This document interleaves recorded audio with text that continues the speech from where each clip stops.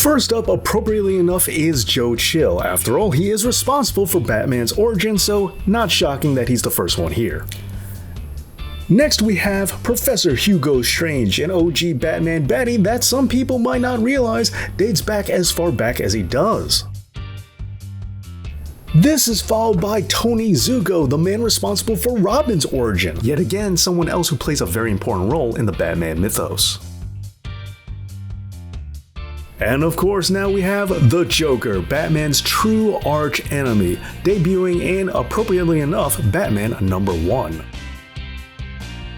But he's not alone in that issue, because here we also got our first look at Catwoman, aka Selina Kyle, who didn't get her Catwoman costume until later. And now we have Clayface, originally Basil Karlo, a reference to Boris Karloff since he was an actor, but fans of Batman the Animated Series might know him as Matt Hagen.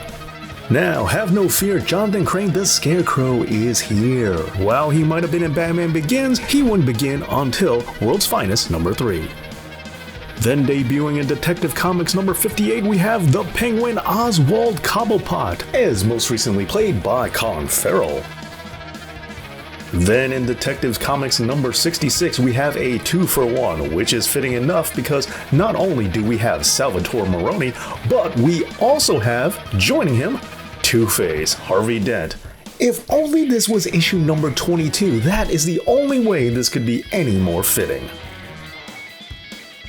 Anyway, we followed this up with the Mad Hatter, whose original appearance featured more of a reddish kind of hair and a handlebar mustache, very different from the blonde look he sports later on.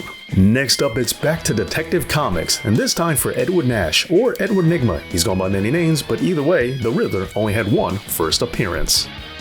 Flying next is Firefly. Just look at that outfit. I mean, that's really something, isn't it? Anyway, let's move on. But back on the popularity train, in Batman #121 we have Mr. Freeze, or Mr. Zero, he's gone by both. And it's just me, or does he look like Patrick Stewart here? Now, turning to the title of World's Finest, issue number 111, the Clock King made his debut in August of 1960. Next, we turn to the Justice League of America and the debut of Owlman, who was a part of the Crime Syndicate, a fan favorite among many, including myself. And speaking of teams, now we move on to the Royal Flush Gang, who also appeared in the Justice League of America as well, but in March of 1966. And now we go to another one of Batman's most famous rogues, Poison Ivy, who first planted herself in April of 1966 in Batman issue 181.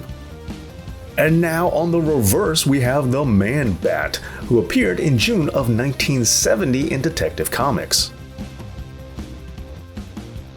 And in 1971, just 1 year later, we have Ra's al Ghul. Hey, however you want to pronounce his name is just fine by me. And popping up for the first time in May of 1977, Rupert Thorne appears in Detective Comics, but won't be the last mobster we have on this list. Shockingly enough, now is Maxie Zeus in May of 1979. It's Maxie Zeus. Yay. And staying with Detective Comics, but this time in issue number 523 in February of 1983, we have Killer Croc. Next is Black Mask, appearing in Batman number 386 in August of 1985, and was played by Ewan McGregor.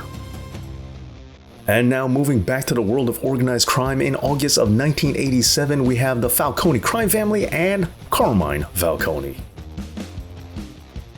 Next, let's turn to another mobster, a wooden one at that, with Scarface and his handler, the Ventriloquist, appearing in Detective Comics 583. And now, rolling right along to the title Shadow of the Bat, issue number 1, Victor Zsasz started carving his way up in June of 1992. Looks like victory has defeated you, as Bane appears in Vengeance of the Bane, number 1, 1993. And now we're moving on to the nitty gritty. In Batman number 609, January 2003, we saw the first appearance of Hush. And rounding out the Rogues Gallery, we turn to Batman issue number 3, volume 2, December of 2011, The Court of Owls made their big comic debut. Alright, so some of Batman's most famous foes and their first appearances. Would you like to see another video like this? Let me know down in the comments, and please make sure you're subscribed to the channel and that you give this video a big like. Thanks so much for watching, and as always,